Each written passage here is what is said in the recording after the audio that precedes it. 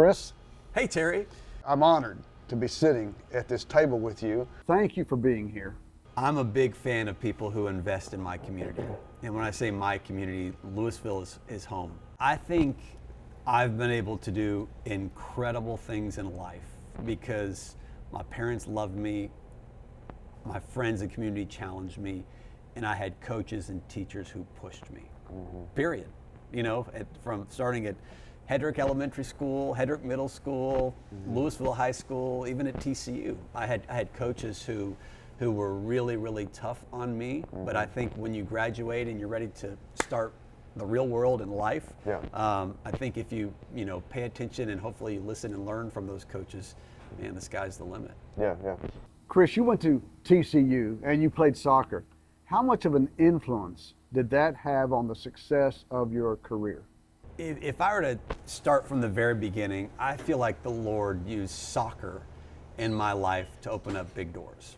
He gave me this gift of being able to kick a ball, and because of that, I made the varsity soccer team here at Lewisville High School as a freshman, played all 4 years, and then eventually got to go on and play collegiately Division I for TCU, the Horned Frogs. And so it wasn't until I was at TCU that I thought, man, I got to figure out what I want to do in life.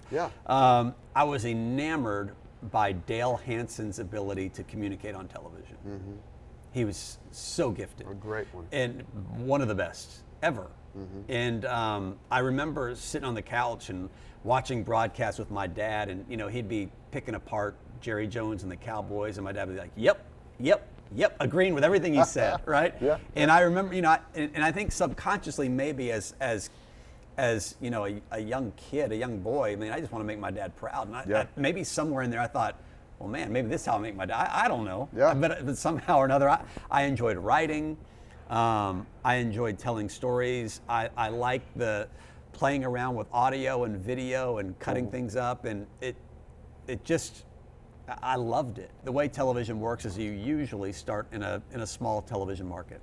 So for me, I started in Sherman, Texas, up in Grayson County, New York, LA, Chicago, Philly, Dallas, top 5 television markets. Okay, Sherman is 160, so we're toward the bottom. I think there's 200 to 300 television markets across the country. I forget. So from Sherman, I got hired on as a weekend news anchor, weekday reporter. So What was your age?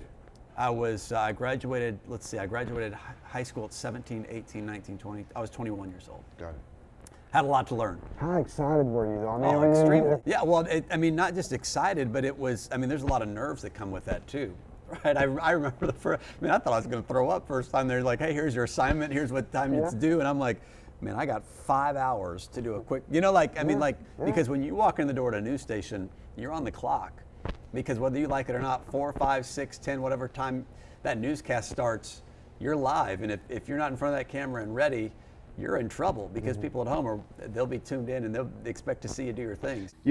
That's one of the things people don't understand, that especially in broadcasting and television, that behind the scenes, there's a lot of moving parts, and sometimes it gets real intense. But it's all I've ever known, Terry, right? And so it's funny because deadlines and pressure and, being under the gun, like those are things that they come second nature to me.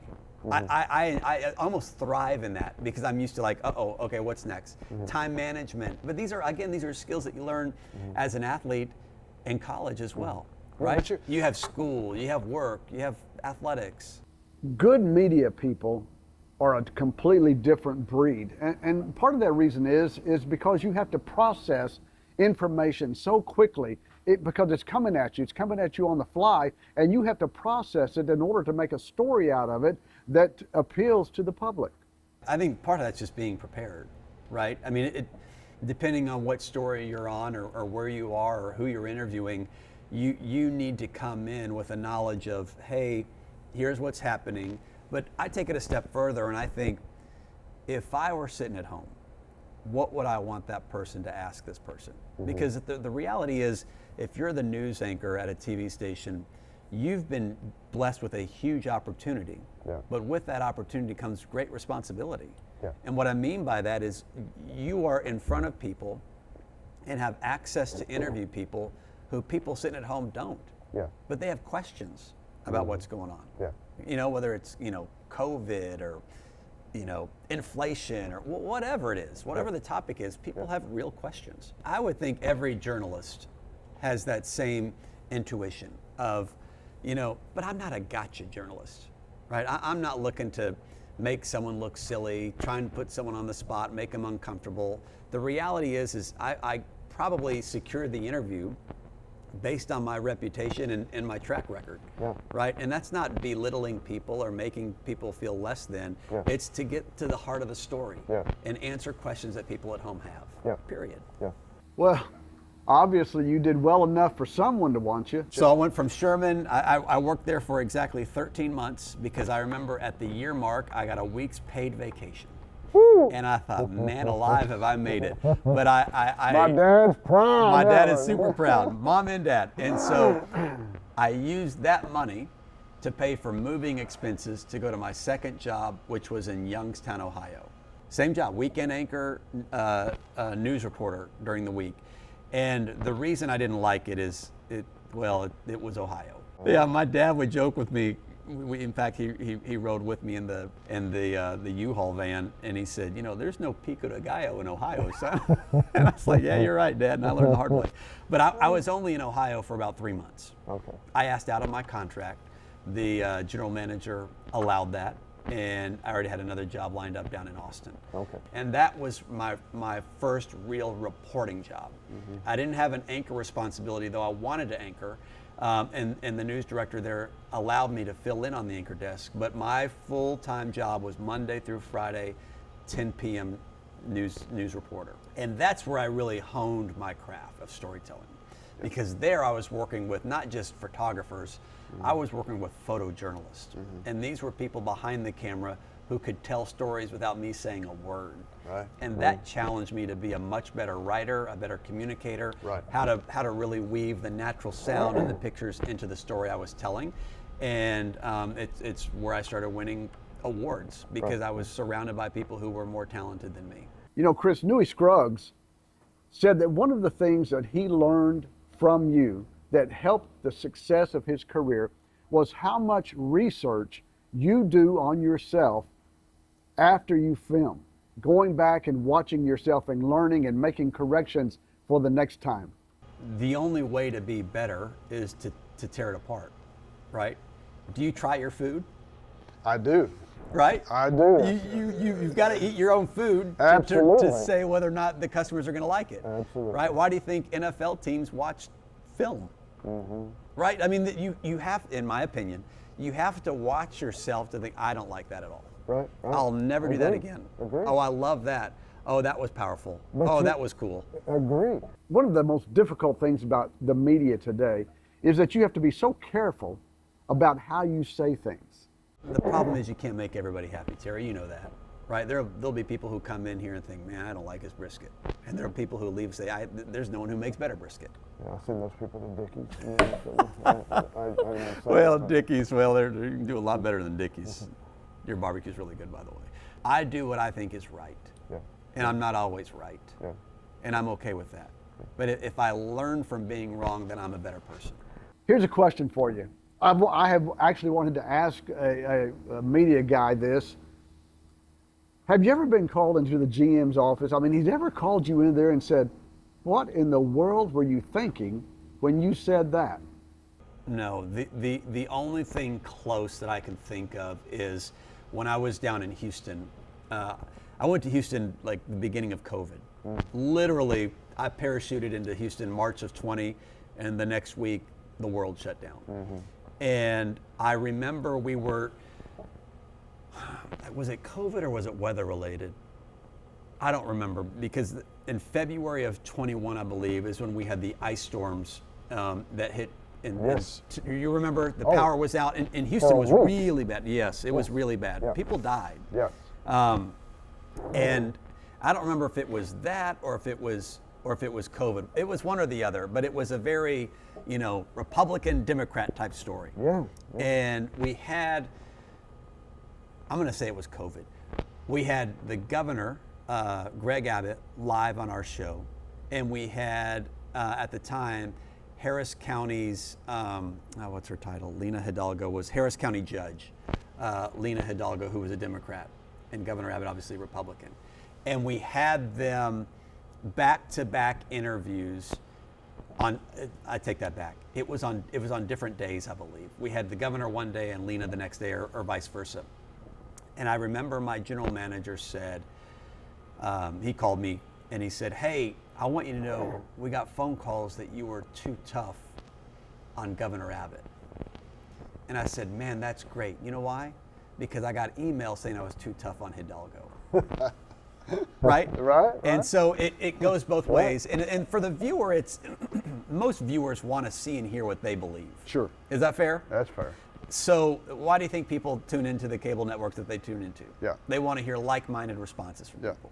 Yeah. Or they want to see the other side just ripped apart. Yeah. When you're sitting on the couch and you don't have the pressure of the lights and the timing and the, hey, you know, like the internal clock that a journalist has, Yeah. it's real easy to pick apart. Yeah. I promise you. Yeah. I promise you. But my point of that story was, I've said it again, you can't make everybody happy. Yeah. And if someone says, I'm hard on this side, and then they turn around and say, you're too hard on this side, Yeah. then I feel like I'm doing my job the right way. Yeah. So let me get the timetable here. From Austin, then you went to Houston. Houston is the 8th largest TV market in the country. Again, I went there to be a reporter, but the news director allowed me to do some anchoring as well, and covered big stories like Hurricane Katrina and the evacuees coming into Houston and staying in the Astrodome, and that's where I had to learn how to do things quickly. So in Austin, I learned how to tell beautiful stories and mix the sound and the pictures. Well, now when you're in Houston, Yeah. it's, hey, your day starts at 2 and you're live at 4.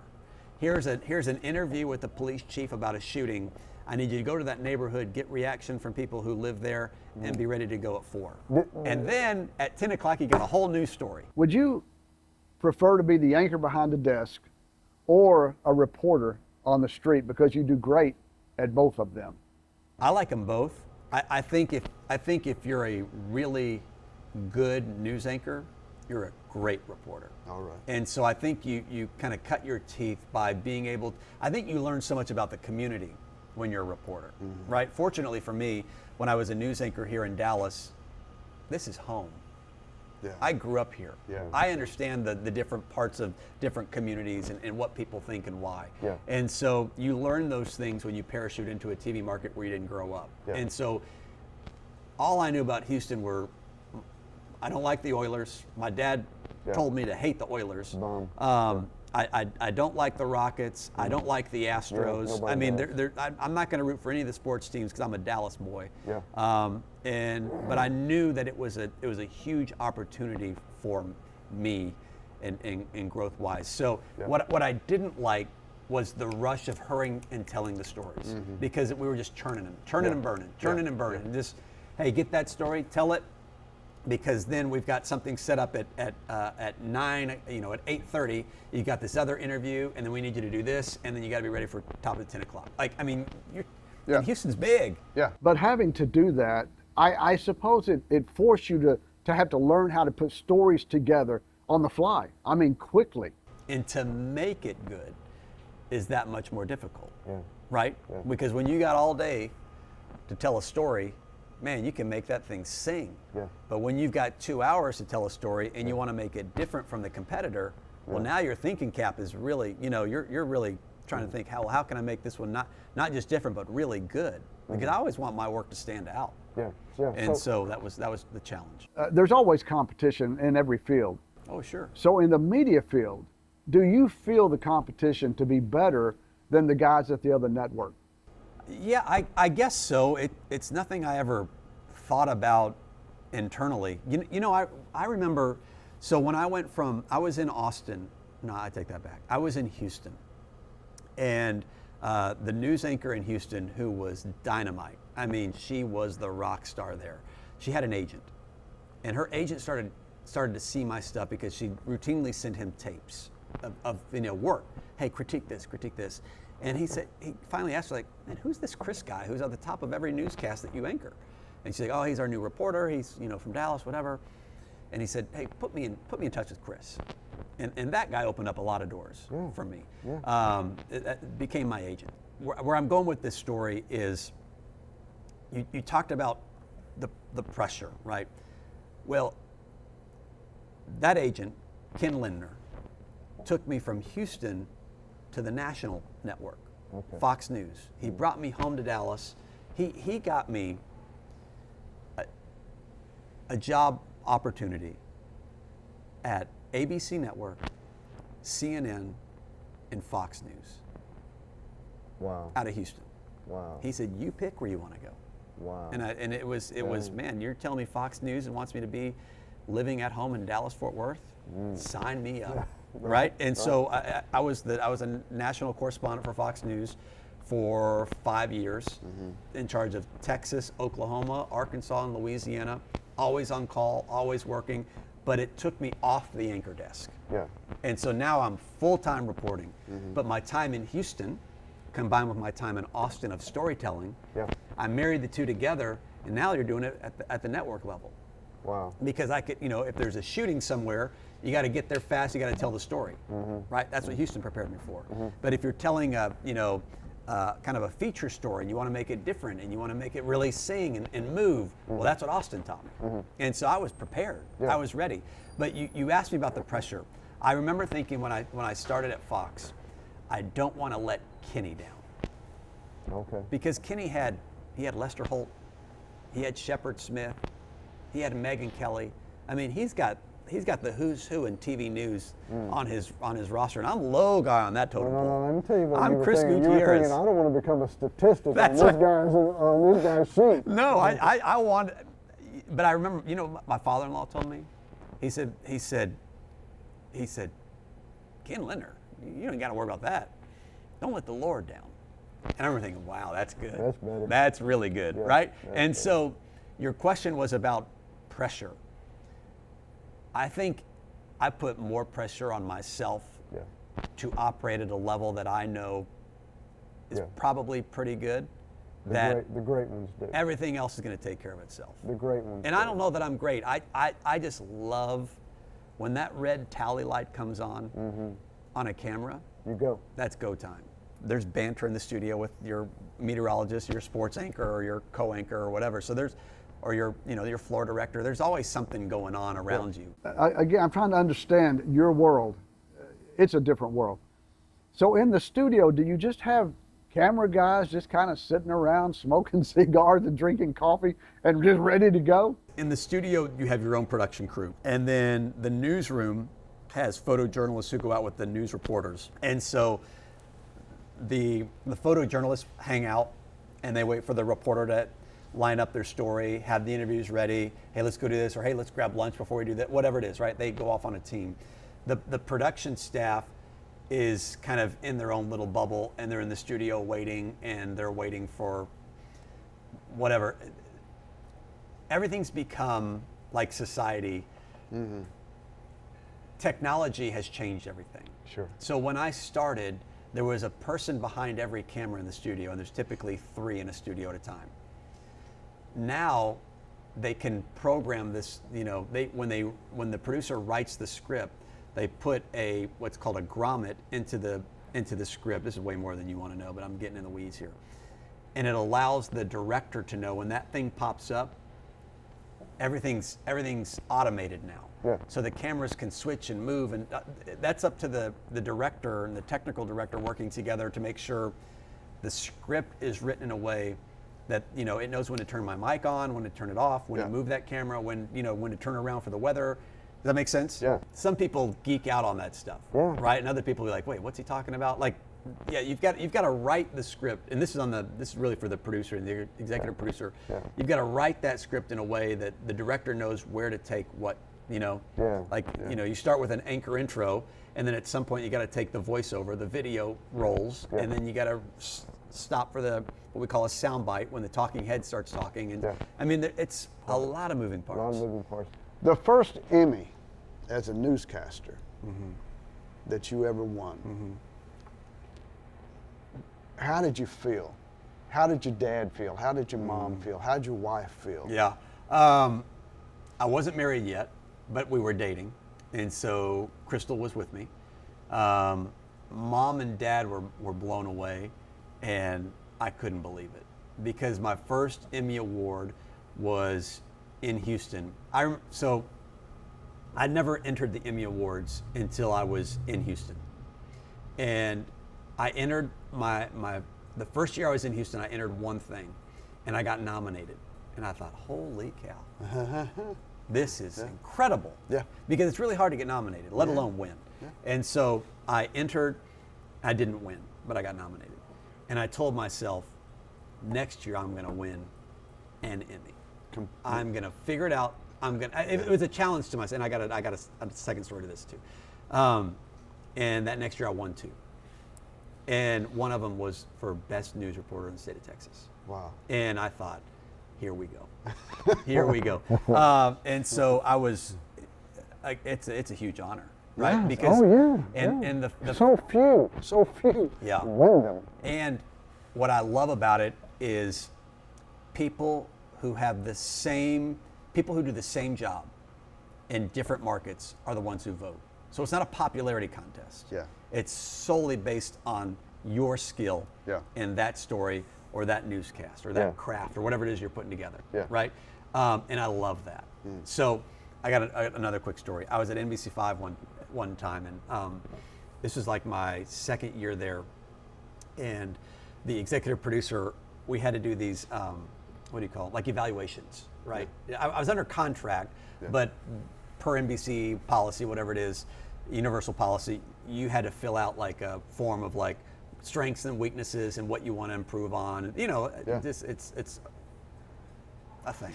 Yeah. So I remember I put down, there was a section for goals. And I said, here we go. Number 1, I want to win an Emmy for Best News Anchor. Number 2, the news director at the time gave me a franchise called Texas Connexus. It's the slogan for the TV station at NBC5. Yeah. And he gave me the keys to that franchise and said, hey, go find interesting people and places in our state and tell their stories and just have fun with it. Leave people wanting more. Yeah. And I said, okay. And so I put number 2, I want to win an Emmy for the Texas Connexus brand.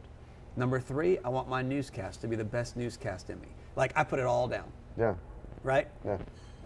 Fast forward a year later, and the executive producer's like, well, let's see what we put on last year's thing. And he looks it up, and he's like, win an Emmy for best news anchor. Yeah, you did that. Win a news anchor. Yeah, you did that. You did that. He goes, I've never seen anyone put the goals down and achieve all of them. I'll never forget it. I mean, like he was stunned, right? Yeah. But man, I tell you, if I put my mind to something, and I think hopefully anyone watching this show can say, if I put my mind to it, nothing can stop me. Yeah. If I'm passionate and I'm driven, you know, Hard work. do the right thing when no one's watching, character, integrity, those things are important. Yeah. I think you'd be shocked at what you can accomplish. Yeah. No, there's no doubt about it. And you know, there's a lot of folks that they're almost there, almost to the finish line, but they don't have the persistency to continue. So they stop and they fall short right before the success. Yeah, no, that's good. I'm a firm believer that, you know, the Lord doesn't give us more than we can handle. Yeah. And we don't see it until we're on the other side of it. And it's like you have that aha moment. How many times have you heard people say, I never expected to be here. I've never expected to have this kind of success in my career, That's right. right? And then your career takes you to NBC5. I was the 5 p.m. news anchor and was kind of the go-to guy for big stories. They would send me, I think they liked the fact that I had the network experience, so you could, again, you kind of put all those skill sets together, right? You could send me somewhere I can get to the story, the heart of the issue, and get there in front of the camera and hopefully communicate that calmly, smoothly, and, you know, collective thoughts and be, you know, an effective communicator. And so I got to do those things, and it was great. And I thought I'd never leave. And then a news anchor at the TV station in Houston that I used to work at way back. I know, here we go. He retired after being in that market for, I believe, close to 40 years. Maybe it's a 40-year career is what it was. most of that time in Houston, and he was the guy. And the TV station down there cast a wide net, and they picked me to be his successor. And I thought, here, man, I thought the Lord brought me to NBC5 to finish out my career, to never leave my hometown, a TV station I grew up watching. And then all of a sudden he's like, well, look at this. You know? Yeah. And again, COVID Only God, is right? only God. It's an only God moment. I got so many of those in my life. But this is COVID starting and this, that, and the other. And so we ran to Houston. You know, actually, I got there first. My kids finished up what ended up being a consolidated school year because of COVID. They never went back to school after spring break. But then they eventually moved down, and we were all there. And we looked up 2 years later, and we said, what are we doing? Yeah. What are we doing? Yeah. You know, I spent my life chasing the career, and specifically that job. Yeah. The main news anchor in a top 10 television market in the state of Texas, although it was Houston. Again, I got to watch what I say because my in-laws are still down there. And you know, I love them. They don't want to be there. Probably not. But I wanted that job in Dallas. Yeah. If I'm being really honest, I wanted that job in Dallas, but it's all about timing, and it's never ours. Yeah. Back to the Lord, right? It's never our Always. timing, and so you have to remember that there's 4 of me in every city. Yeah. That's it. Yeah. There's one at NBC5, there's one at Channel 8, there's one at CBS 11, and Fox 4. Yeah. That's it. Yeah. And so you have to be at the right place at the right time with the right skill set and what they need and what they're looking for, and then the job is yours. But here you are in this huge market. Your wife is with her family. Church community that we loved. Yeah. Yeah. You know, I mean, like we were in. But in your heart of hearts, you knew something else was coming. Something bigger, something better. It was coming. I didn't know something else was coming. You just knew you weren't going to stay in that situation. That's right. Okay. In fact, I was scared that something wasn't coming, if I'm being really honest with you. And it was a real test of my faith because I wasn't sure what the Lord had planned, though I knew His Word tells us it's good. Yeah. I didn't know what that looked like. All things work out. Amen. Yeah. Amen. And so, that was it. You know, Kris, people always tell me that my show is really good, but then they follow up and they say, but you suck.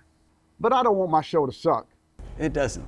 I've watched episodes before I agreed to come on. I thought, well, man, I gotta see what I'm in for. And I really enjoyed the interview you did with your mom. It's kind of like being on Jimmy Fallon's show. I watched the show that you did with Jimmy, and you actually took over the show. I mean, you actually got in his chair and you put him in the guest chair, and he looked very uncomfortable. I was uncomfortable too. I was like, I couldn't believe he did it. Kris, would you consider co-hosting my show with me? You don't need me. I do. You don't need me. I suck. You don't. You don't. You're really good. I think you're very good at making people feel comfortable. You ask questions that get to the heart of, again, you ask questions that people who don't have access to your people want answered. Yeah. What would we do? Just interview people from Lewisville, or? No, we're going to talk to people all over. People who have a story. People who came from nothing, from rags to riches, so to speak, that saying. We're going to talk to a lot of people. I have a lot of contacts. Kris, you have a lot of contacts.